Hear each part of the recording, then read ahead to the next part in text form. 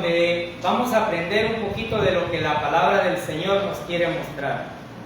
Estamos llevando el estudio del libro de Gálatas, un libro muy pero muy interesante, a los cuales muchos teólogos le han puesto mucho énfasis.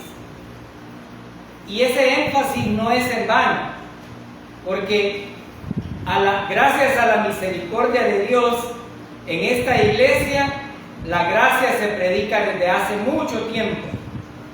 Y digo, se predica y no se cree, porque yo no sé cuál es la convicción de cada uno de ustedes.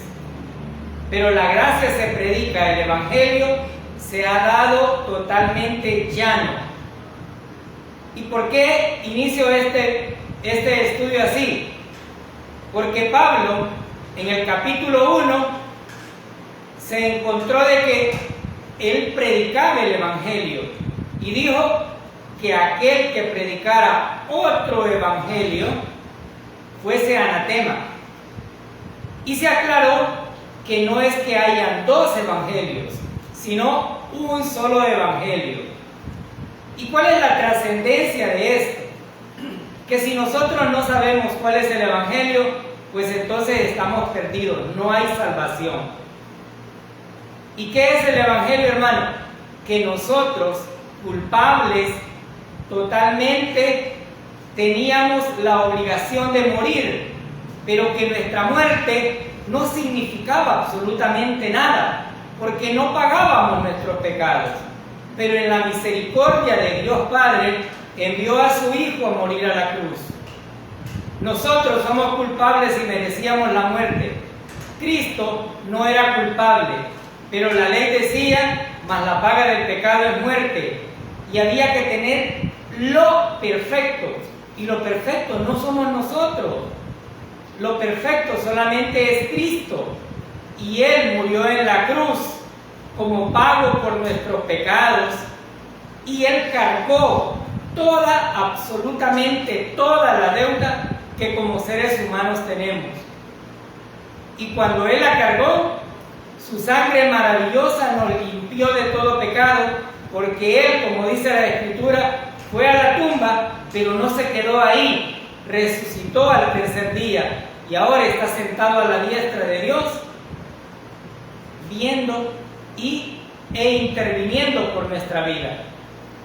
Si la persona conoce el Evangelio, te salva, lo cree. ¿Y por qué Pablo enfatizó otro Evangelio? Porque hay otras iglesias que están enseñando que hay otras cosas que hacer. Pero si hubiese algo que hacer, yo pienso que Dios no se hubiese fijado en una humanidad tan fracasada como nosotros. Si algo importante hubiese que agregarle a la salvación, nosotros somos ineptos. ¿Para qué podría utilizarnos Dios? Pero el Evangelio es uno solo.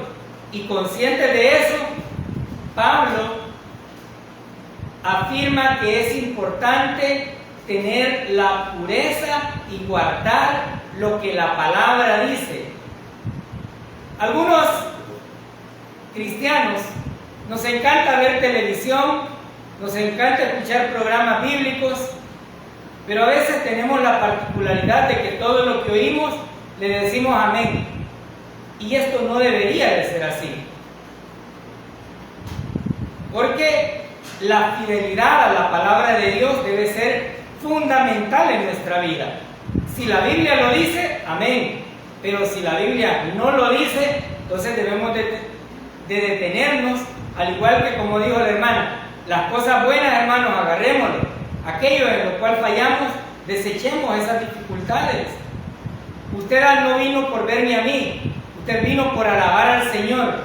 Amén. Entonces Pablo nos manda a guardar la pureza de la Biblia. Y en el capítulo 1 nos hizo saber que vale la pena predicar el Evangelio.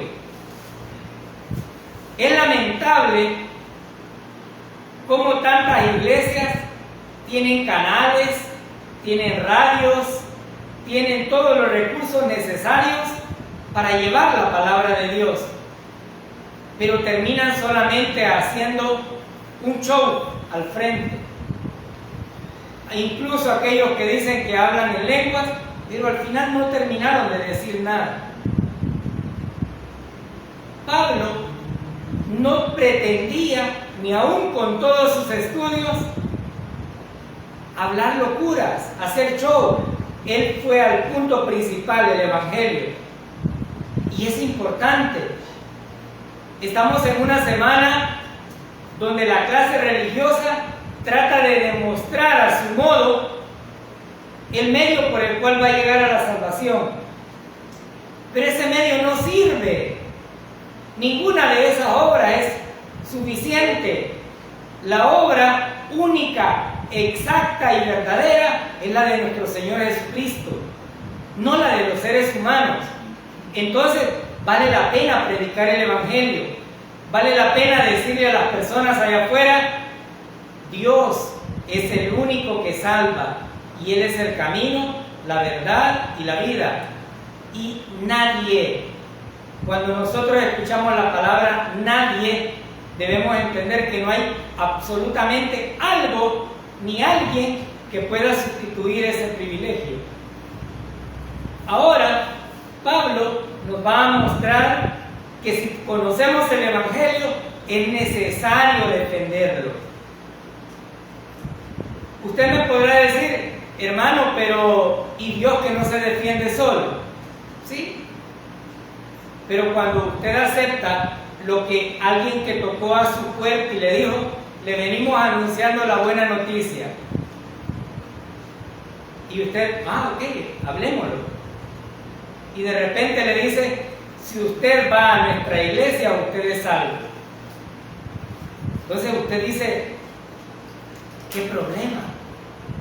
Es ahí donde Pablo dice: debemos defender el Evangelio.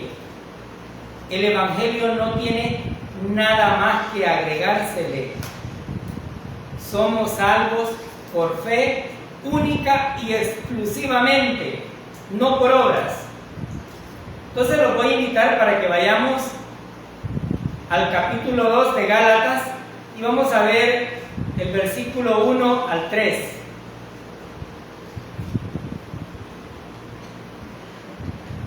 Dice Gálatas 2, 1 al 3. Después, pasados 14 años, subí otra vez a Jerusalén con Bernabé, llevando también conmigo a Tito. Pero subí según una revelación y para no correr o haber corrido en vano. Expuse en privado a los que tenían cierta reputación el evangelio que predico entre los gentiles, mas ni aun Tito, que estaba conmigo, con todo y ser griego, fue obligado a circuncidarse. Pablo dice a través de estos versículos que después de haber llegado a las diferentes iglesias, después de haber predicado el evangelio, después de haber constituido a algunos predicadores, maestros de la gracia del Señor Jesucristo, 14 años después llega a Jerusalén. Pero 14 años después ¿de qué? De su conversión, de su predicación. ¿Por qué él hace énfasis en este punto? Porque él va a tocar un punto muy importante acerca de lo que es la autenticidad del evangelio y cómo defenderlo. Pero aquí nos declara que no iba solo, sino que iba con Bernabé y Tito. ¿Qué sabemos de estos personajes? Bueno, Tito era griego, los dos eran gentiles, algunos de descendencia judía, pero con características más gentiles. Pero obviamente el celo judío establecía que un gentil no podía llegar a la salvación. Sin embargo, ese solamente era el celo judío. El propósito de Jesucristo al morir en la cruz fue que no hubiese acepción de personas. Él lo dijo en Romanos: ya no hay ni judío, ni griego, ni ninguna clasificación. Por lo tanto, el llegar a Jerusalén. Un gentil había que seguir todo un proceso de ritual para poder tener las mismas condiciones judías. Sin embargo, Tito, siendo gentil, tenía un propósito de estar con Pablo. Había un problema que había sido denunciado aquí, y es que habían falsos maestros enseñando que sí se salvaba por la fe la persona, pero que además debía de circuncidarse.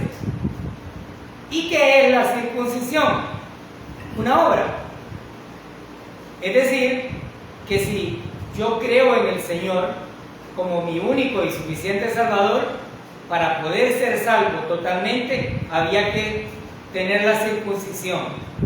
Y esa circuncisión, decían estos falsos maestros, daba la salvación total. ¿Eso es cierto? No, no lo es.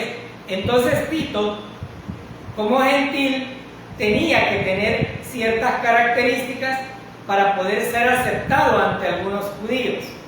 Sin embargo, bajo la gracia no hay blanco, no hay moreno, no hay negro, no hay rubio, sino que todos, si creen y ponen su fe en el Señor Jesucristo como su único Salvador, son salvos.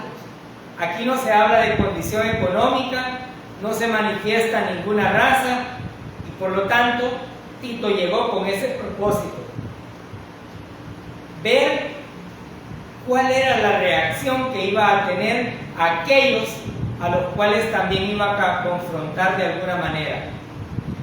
Pablo nos dice aquí, llevando también conmigo a Bernabé y a Tito, y nos da una palabra adversativa: pero subí según una revelación.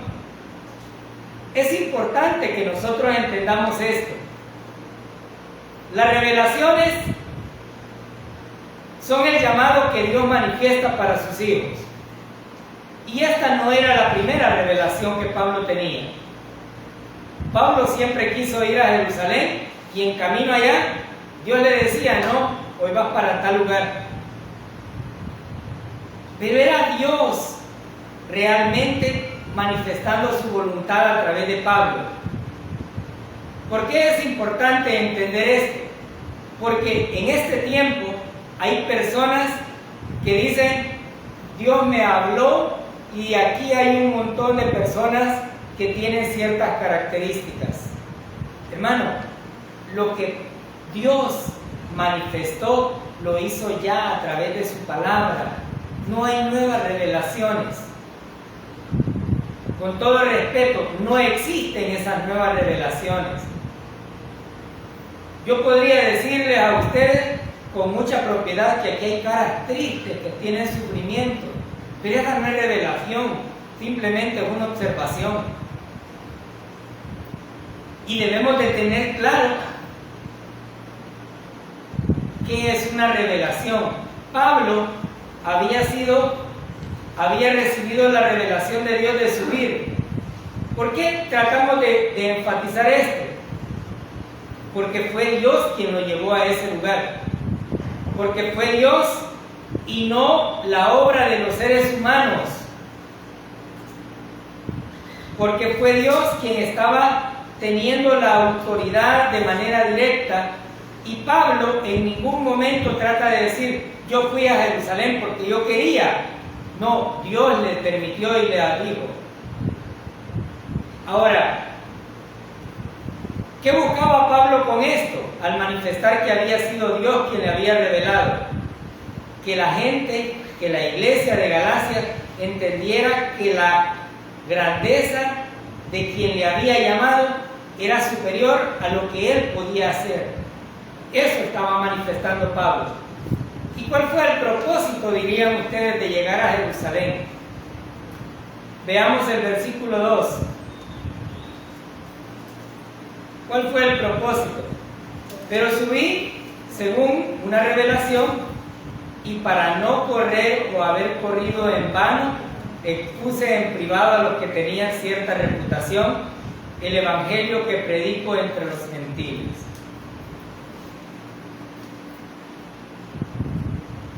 Pablo estaba interesado en aquella expresión que desde aquí manifestamos siempre: vengan a la congregación, hermano, edifíquense con la palabra, aprendamos de la palabra, la koinonía, es decir, la comunión.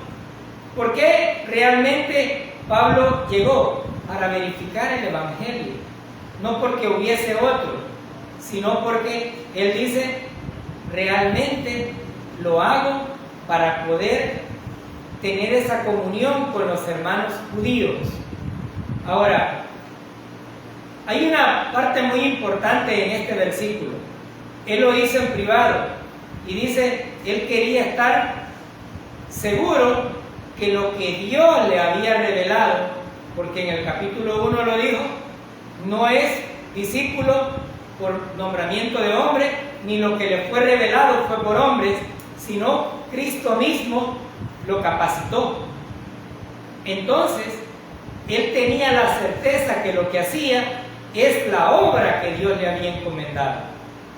Y por lo tanto, él llega con el propósito de tener esa unidad en el ministerio. No buscaba aceptación de los apóstoles, no buscaba ni siquiera que ellos aprobaran la relación. Eso no era el objetivo. En este tiempo, muchas de las iglesias tratan de buscar la aceptación de la congregación. Los pastores dicen, mira, yo te voy a hacer apóstol, y si yo te nombro apóstol, ya te aceptaron todos los de la comunidad. Pero Pablo no estaba buscando aceptación humana.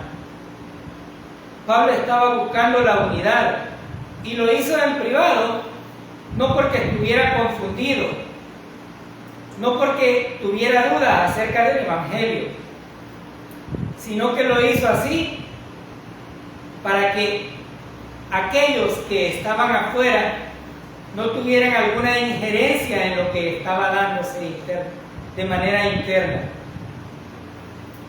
Entonces, él dice, quiero verificar si no he corrido en vano. Y a mí me surgía la pregunta cuando leía esto, ¿cuántas veces, como creyentes, después de escuchar un mensaje que no habla sobre la gracia, nos ha quedado duda acerca de la salvación? Y de repente decimos, ¿será cierto lo que nos dicen en la iglesia? ¿Por qué digo esto? Porque aquí había maestros que estaban enseñando otras tonteras que no tenían nada que ver con la obra preciosa de nuestro Señor Jesucristo. Y cuando usted mira la televisión y yo la veo, hay palabras que uno se queda y dice, yo voy a la Biblia, pero algunos de nosotros no tenemos esa curiosidad. Y algunas veces puede quedar una duda, y ahí, hermanos, tengamos cuidado. Tengamos cuidado porque Satanás es listo, y esa duda puede llevar a un tropezadero más. Y cuando nosotros dudamos, estamos dando carácter de ineficiente a la obra que Jesucristo hizo. Y entonces no hay seguridad eterna.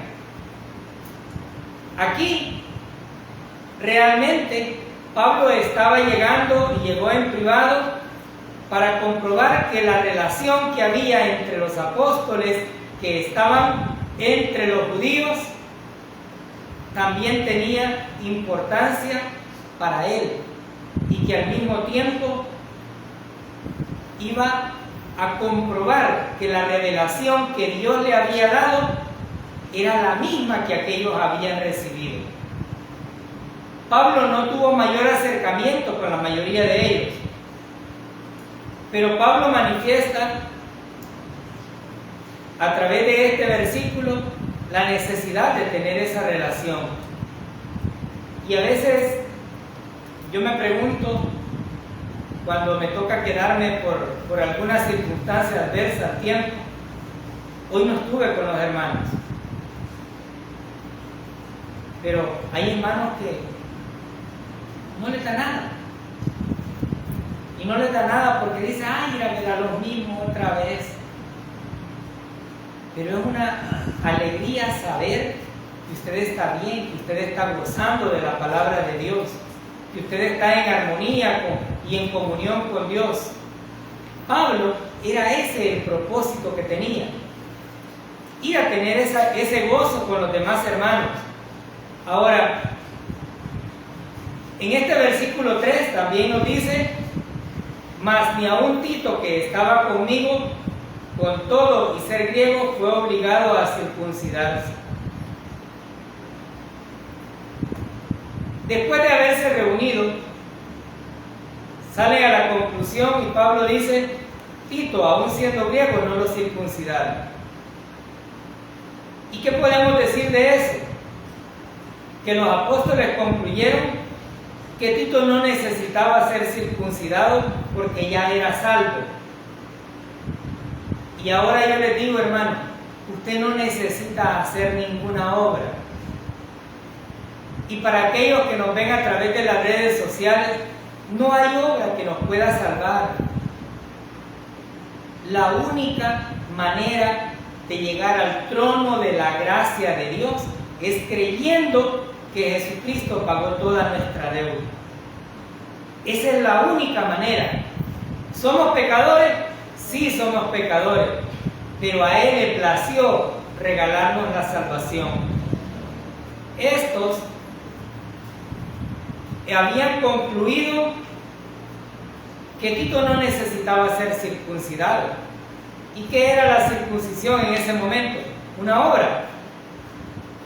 Entonces podemos concluir con mucha propiedad que no necesitamos obras. Pero usted me dirá, hermano, pero ¿y Santiago cómo es que dice? Ahora les pregunto, ¿qué menciona primero Santiago? ¿Las obras o lo que ya era creyente? ¿O creen ustedes que Santiago no era creyente? Ya era creyente. Entonces Santiago estaba diciendo a través de su libro, demuestren que son creyentes. Demuestren lo que Dios dijo a través de su palabra, que fueron creados para buenas obras, no para no hacer obras. Entonces, aquí Pablo llega a esa conclusión. Tito no necesitaba ser circuncidado. Versículos 4 y 5. Y dice Pablo, y esto a pesar de los falsos hermanos introducidos a escondidas, que entraban para espiar nuestra libertad que tenemos en Cristo Jesús, para reducirnos a esclavitud, a los cuales ni por un momento accedimos a someternos, para que la verdad del Evangelio permaneciese con vosotros.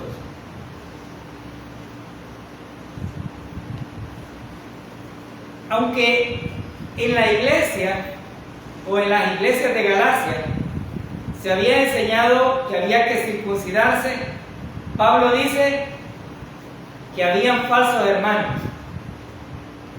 Y esto llama mucho la atención, hermano. Pablo edificó y totalmente enseñó la doctrina a la iglesia o a la región de Galacia.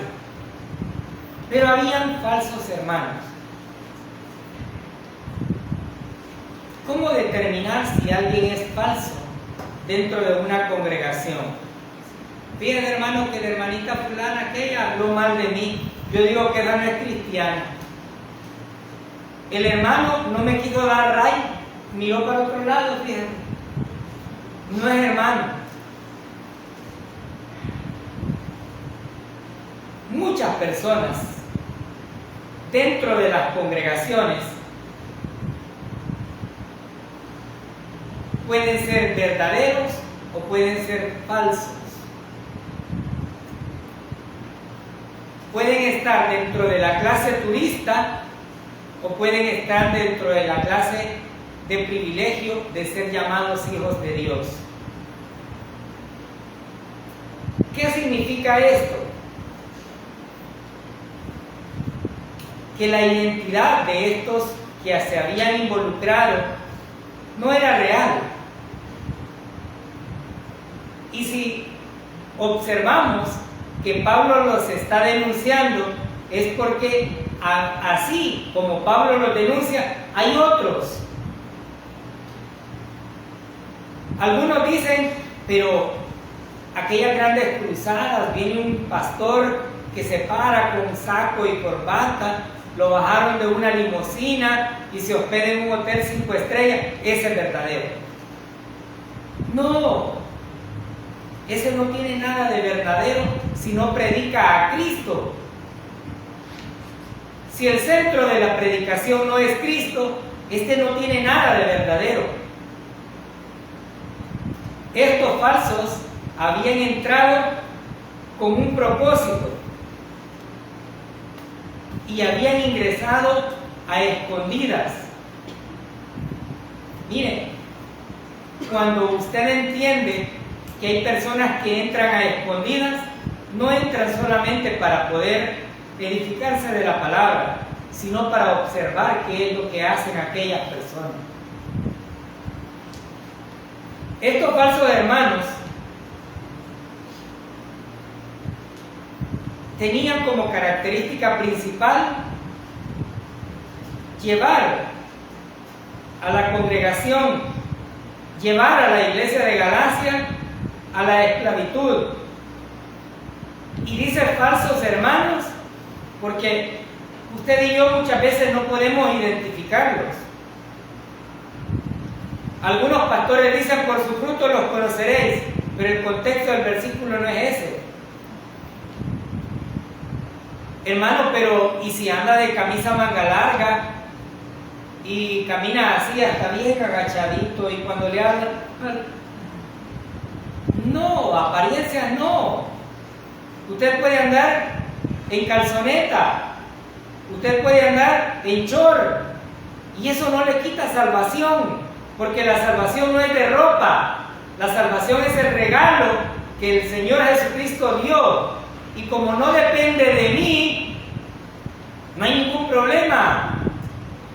Y yo pensaba, ¿qué pasaría si Dios me hubiese dicho, al igual que este lapicero, te doy la salvación y ahora es tuya, guardala? Pero como tenemos una mente pero tan retrasada nosotros, que guardamos tanto las cosas y al final no sabemos dónde están, la hubiésemos perdido. Pero Él sabe qué hace, Él sabe cuál era el propósito, y por eso no nos dijo así. Por eso dijo, la salvación es de Él y yo te la regalo, pero depende de Él, no de mí. Entonces, estos estaban utilizando astucia, se habían metido a escondidas y tenían una mala intención. Y el versículo 4 nos dice, querían reducir la libertad y meternos a esclavitud. Algunas personas no entienden la libertad de los creyentes. Y existen muchas iglesias que han tratado hasta lo sumo de quitar todas esas libertades. Ejemplo de ello, no vayas al fútbol porque el fútbol es del diablo, la pelota es del diablo. Y los jóvenes se ven reprimidos totalmente y dicen, qué difícil es ser creyente. No pueden ir al fútbol porque el fútbol es del diablo. Cuando la gente va a la playa y hay un carácter eminentemente religioso, tiene el dilema entre si se pone el short para bañarse o se baña con pantalón y camisa manga larga para no perder la pureza. Hermano, y si me como las tortas de pescado en este tiempo, ¿será que eso me va a condenar? Imaginémonos características como esas. Ellos habían utilizado métodos astutos para llegar a escondidas, para tratar de esclavizar. Pero las libertades de aquel que ha creído en Cristo como su único Salvador son maravillosas. Yo no dudo que cuando llego a mi casa, yo me quito toda esta ropa y me pongo un short, una calzoneta, y yo sé que no perdí la salvación. Y si tengo la oportunidad, me pongo los tacos, que muy pocas veces lo hago, hermano, porque ya los entra, ya entraron y si juego ahora, ya mañana no me puedo levantar mucho. Pero esa es parte de la vida.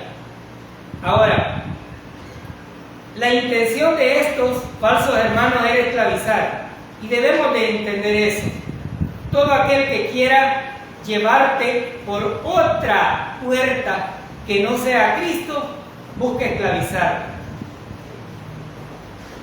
Y puede ser que algunas veces accedas. Puede ser que algunas veces no estés tan despierto y digas, sí, es cierto. Pero la verdad es que somos libres. Cristo nos libertó.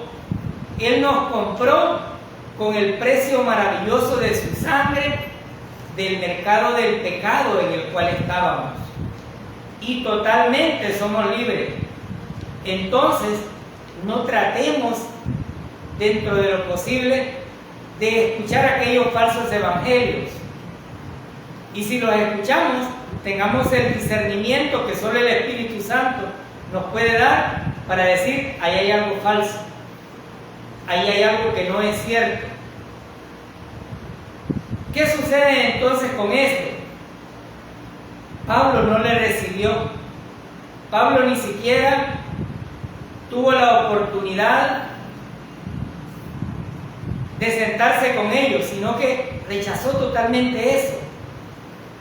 Yo recuerdo hace algunos meses llegaron a la casa que hay en Usulután, donde vivía mi mamá, y me dijeron, queremos hablarle del Evangelio del Señor Jesucristo. Y yo, muy bien, hablémoslo, ¿de acuerdo? Y lo primero que le dije, ¿qué tienes que ofrecerme? Me dijo que si va a nuestra iglesia, usted se va por el camino de la salvación. Y le dije, no, lo siento, dejémoslo hasta aquí. ¿Por qué? Me dijo, porque Cristo no hizo eso.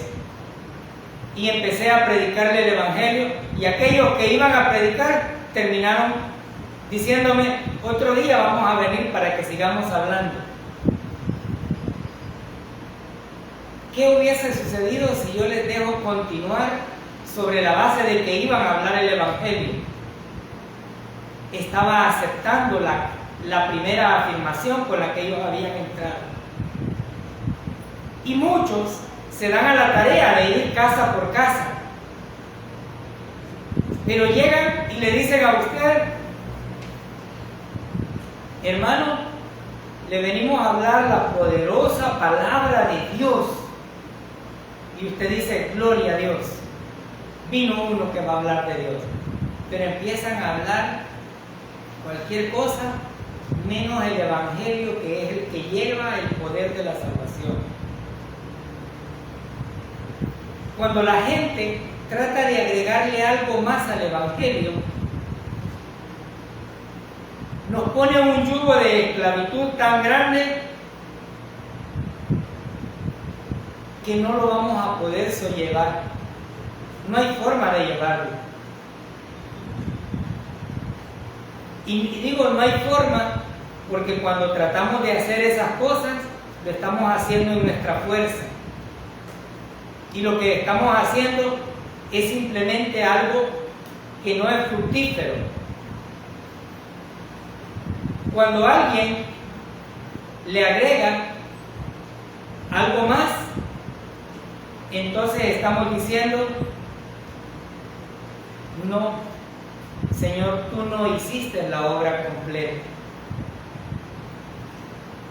Cuando alguien le agrega automáticamente algo, llega la duda y el problema. Si esto fuese que alguien le dice, hermano, pero si usted cree en el Señor Jesucristo como su único Salvador y diezma, ¿es salvo? Esa salvación ya no es certera. Porque, ¿y si usted pierde el trabajo? ¿De qué manera le va a diezmar al Señor? Y si lo que usted gana solamente le ajusta para comprar los frijolitos y el arroz, ¿de qué manera le va a diezmar al Señor? Sí, hermano, pero la salvación es por gracia, pero hay que ir hasta Jerusalén. ¿Y a cuándo? ¿Cuándo nosotros vamos a ir hasta Jerusalén? Y como dije en El Salvador, vamos a Coyol quebrado, Coyol comido. No hay forma de que yo vaya hasta Jerusalén. Entonces, esa esclavitud es a la que Pablo no se quiso someter, porque tenía clara cuáles son las libertades. Pero aquí debemos de entender algo. La iglesia conoce cuáles son las libertades que tenemos en Cristo, pero no debemos convertirlas en libertinaje, porque entonces ese es el problema. ¿Puedo vestirme con calzoneta? Sí, si está en su casa, hágalo, es su libertad. Pero si eso cree que afecta a otro que lo pueda ver, miren, no lo haga. Hermano, y puede usar aritos grandes. Si usted es mujer, hágalo. ¿Cuál es el problema? Lo único que trate de que no sea muy grande para que el cotorro no quepa ahí. Pero no hay problema. ¿Sí? Eso no tiene nada que ver. Y hermano, y yo me puedo dar mis saliditas a algún lugar así a escondida, mientras usted no viole la ley que Dios le ha puesto y la libertad que Dios le ha puesto, no hay problema. ¿Cuál es esa ley que Dios nos puso? La ley del amor, que no nos apartemos de su comunión, que estemos siempre en esa armonía. Entonces, lo que Pablo estaba tratando de hacer era justamente eso: defender esa comunión, pero sin recibir. Ahora yo les digo, si usted cree que aquella persona que le va a predicar tiene un mal evangelio, predíquele usted el verdadero evangelio y déjele la responsabilidad a él. Y dígale, ahora que ya conoce el evangelio, eres tan responsable como yo, si lo crees o no. Y dejémoslo. Aquí Pablo estaba mostrando realmente que la única persona a quien él se iba a someter era a Dios, no a los hombres. Pero al mismo tiempo, Pablo estaba manifiesto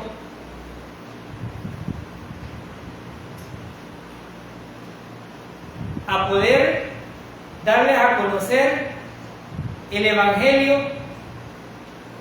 y a enfatizar a la iglesia de Galacia la necesidad de guardar el Evangelio verdadero. ¿Cuál fue el propósito de guardar ese Evangelio? Mantener la verdad. Por eso, en la carta a los Efesios, el mismo Pablo dice, manténganse firmes. Aunque la persona que les llegue a predicar les lave la ropa, se las planche, le barre el piso, le trapee lo que usted quiera y le predique otro falso, usted acepte lo que hizo, pero el Evangelio no lo vaya a pervertir. ¿Por qué? Porque cuando usted lo pervierte, usted perdió toda la seguridad que tenía. Y entraron dudas a usted, y Satanás va a aprovechar esas dudas. Además de eso, Pablo buscaba sostener esa verdad de tal manera que todo Galacia pudiese entender que no habían sido persuadidos por los hermanos. Porque déjenme decirles algo: los hermanos que tienen falsa doctrina Muchas veces son hasta tan anuladores que tratan de convencer a la gente hasta con todo lo que hacen. Pero yo no tengo necesidad de convencerlo a usted. Quien le convence de pecado, quien le convence de la verdad, es la palabra de Dios y el Espíritu que mora en usted, no yo. Pablo le dijo a sus iglesias: si trato de agradar a los hombres o a Cristo, ¿qué? Agradar a Cristo. Usted va a ser muchas veces tratado o van a tratar de seducirlo, lo van a tratar de engañar, no solamente una vez, pero no será porque no se les haya hablado la verdad aquí, sino porque usted quiso pervertir el Evangelio. Entonces, Pablo no recibió a estos falsos porque él había entendido que su libertad se la había dado Cristo y no los seres humanos. Versículo del 6 al 10. Pero los que tenían reputación de ser algo, lo que hayan sido en otro tiempo, nada me importa. Dios no hace acepción de personas. A mí, pues, los de reputación, nada nuevo me comunicaron.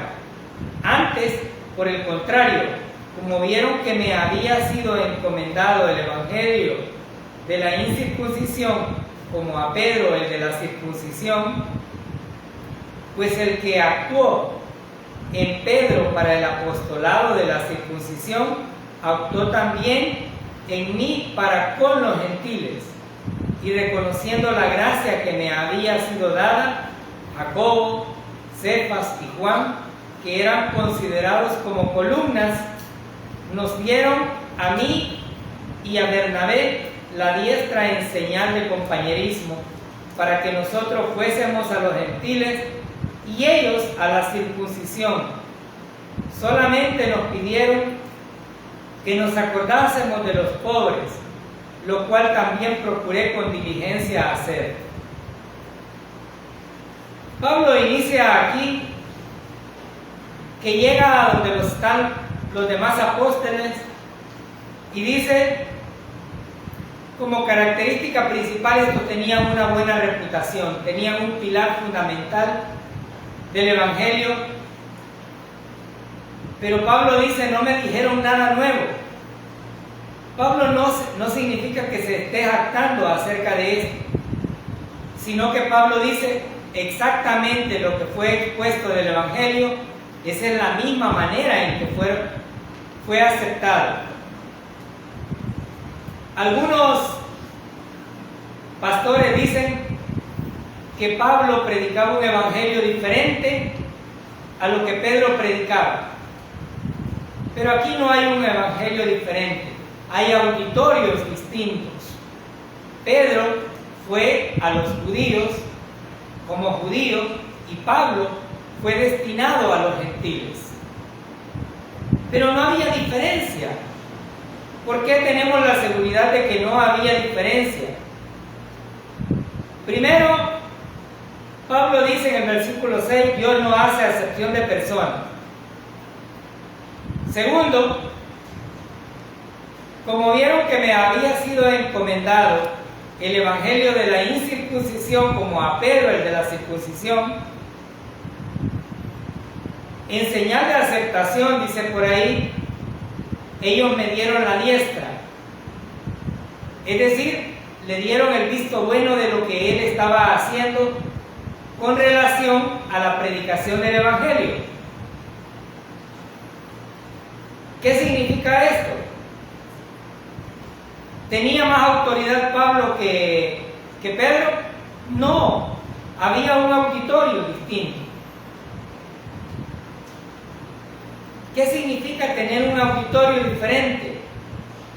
Pedro había sido designado para ir a su generación, para ir a su pueblo, como nosotros lo decimos en este tiempo. Su pueblo eran los judíos. Y Pablo fue encomendado para ir a los gentiles. ¿Tenía más valor uno que el otro? No, absolutamente nada. El mismo que lo buscó para poder ir a los gentiles fue el mismo que capacitó a los demás para poder ir a la circuncisión. Pero aquí habla de la circuncisión y la incircuncisión no como obra, sino para identificar dos grupos distintos, los dos auditorios. ¿Por qué aclaro esto? Porque alguien va a decir, entonces había que circuncidarse. No, no había que circuncidarse, no es necesario, pero Pablo los menciona así para que podamos entender que lo que mencionó en Efesios, que Dios de dos pueblos hizo uno solo en Cristo Jesús. ¿Había una forma diferente de salvarse? No, definitivamente. ¿Qué había entonces? El mismo evangelio predicado a diferentes personas. ¿Por qué aclaro este punto? Porque alguien diría, ya ve, fue a los que se circuncidaban. Sí, pero ese era un ritual judío. ¿Tenía algo que ver con la salvación? No, no tenía nada que ver con la salvación. Aunque Pedro, Juan y Jacobo fueron pilares del evangelio, Pablo llega y les dice, esto es lo que yo predico, esto es lo que yo enseño. Y él dice, nada nuevo me enseñaron. ¿Por qué? Porque aquel que le había capacitado le había dado la verdad absoluta de la salvación. No hay nada más. Por lo tanto, aunque ellos eran considerados ante los judíos como muy importantes, Pablo, en señal de compañerismo, va y les demuestra eso, que había estado predicando y que su carrera no era en vano. Y cuando yo veía la palabra en vano decía, ¿cuántas personas estarán predicando en vano? Y tal vez no fuera el hecho eso, sino cuántas personas están creyendo en aquel que predica en vano y están igual de vacíos. Porque el emocionalismo, el misticismo y tantas perversiones que el diablo utiliza llevan algunas veces a personas a creer distinto. Pedro dio mano derecha o estrechó la mano de Pablo para dar a conocer que estaban en íntima comunión con el evangelio. Y lo único que le solicitó fue una ayuda. Y al igual que todo lo que Pablo había hecho, lo hizo con diligencia. ¿Cuál es el llamado que Pablo hace a la iglesia de Galacia? 1, defiendan el evangelio. No hay dos. 2, no pierdan su libertad en Cristo. 3, no dejen que les esclavicen.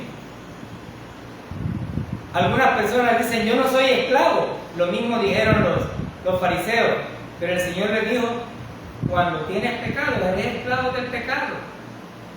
Algunos nos hemos vuelto esclavos de estas tonteras. Hacemos más por esto que por otra cosa. No dejen que eso suceda. La libertad que Cristo nos dio es para disfrutarla no más allá, sino ya en esta vida, aquí. Pablo no dio para llevar, dio para vivir, dio para comer aquí.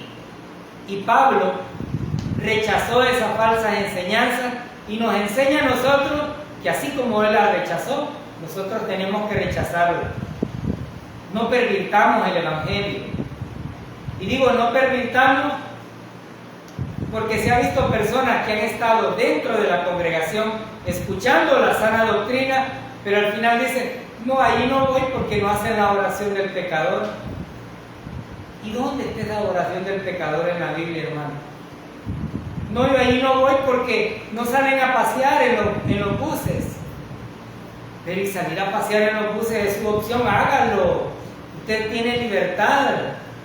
No, allí no voy porque no se pone la mantelina. Si usted se siente bien usando la mantelina, póngase, hermano. Pero no trate de esclavizar a aquellos que no la usan. Entonces Pablo estaba tratando puntos doctrinales, no puntos físicos. Y eso es lo que nosotros aquí necesitamos que usted entienda. Usted debe de estar firme en la doctrina de la salvación y de la seguridad eterna. Si usted está firme en esas dos doctrinas, usted está bien. Y venga, edifíquese con la palabra, porque de lo contrario va a haber un momento en que lo van a hacer tambalear. Y si usted tambalea, va a llevar su duda a otras personas y en vez de llevarlos a los pies de Cristo, los va a perder. Y ese es el punto hacia el cual Pablo llegaba. El que tenga oídos para oír, que oiga. Amado Padre Celestial,